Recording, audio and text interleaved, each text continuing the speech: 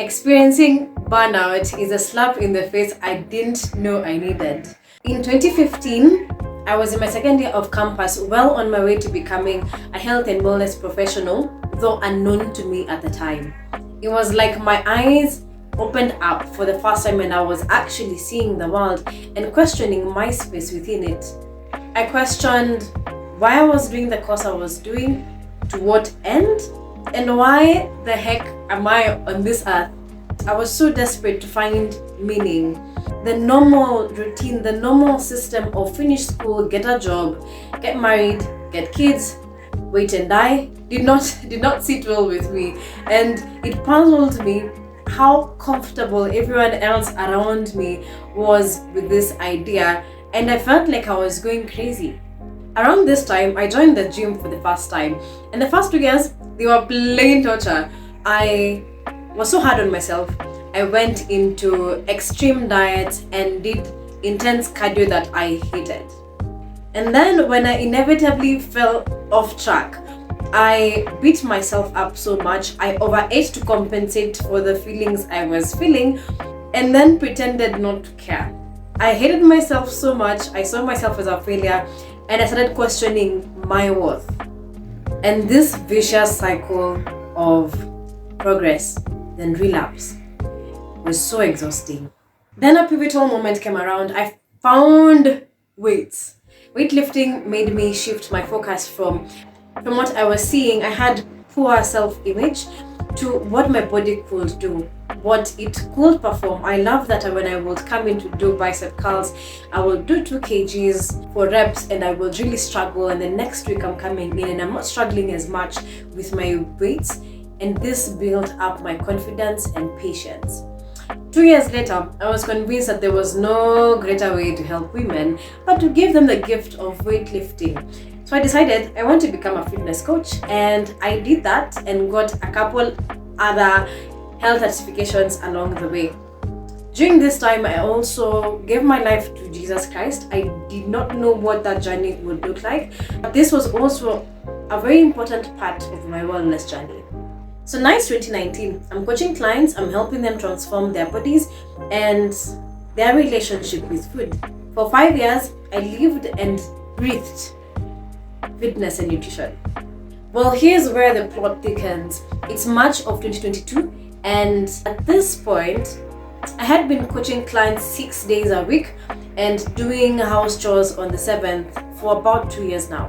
I then was a poster child of the hustle culture. I found pride in titles like Miss Independent, Self-Made, and I was completely sold to the lie that exhaustion is just a price that you have to pay for success. However, in spite of slaving away all these years, success seemed to be evading me. I was exhausted. I never had any money. I was unhappy, and I wasn't even in the best shape physically. Then life decided to teach me a lesson I will never forget. One day I woke up and it's like someone had flipped the switch on me. My legs could barely hold me up. My mind was completely blank. My will had packed its bags and gone on vacation without me. I was stuck in a zone of confusion and exhaustion, and I literally felt like I had a dark cloud hovering over me all the time. So I resigned from work unwillingly and spent my time doing nothing. It felt like I was wasting time, like I was being lazy, but I couldn't do nothing about it, even running away.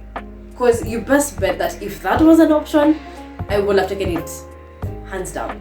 This was what burnout looked like for me. I lived off my savings for 5 months before they ran out. The best investment I made at this time was going for therapy because I needed help. Otherwise, I would have gone mad. And it took about 6 months for the exhaustion to start wearing off. But here's the thing, burnout is the best thing that ever happened to me. This first pause became a period of deep reflection.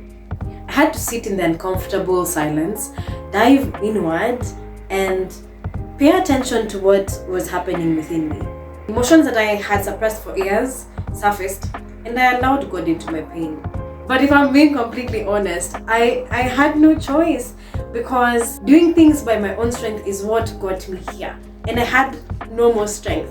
So in my humility, I went and asked for help from God, and He showed up for me. Slowly I started to notice my limiting beliefs melting away the more time I spent with Him through His Word. I began letting go of control and found freedom in return. God became my friend, my provider, and protector. My heart softened and I relaxed, finding more joy and ease. And my soft feminine side started to show. I also stopped striving because my worth was no longer tied to my achievement. I began becoming truly well. Now my journey has not only changed my professional path, but it's also transformed my personal life.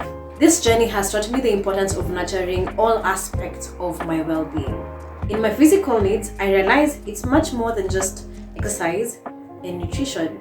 I learned to listen to my body, respect its limits, and give it the rest it needs.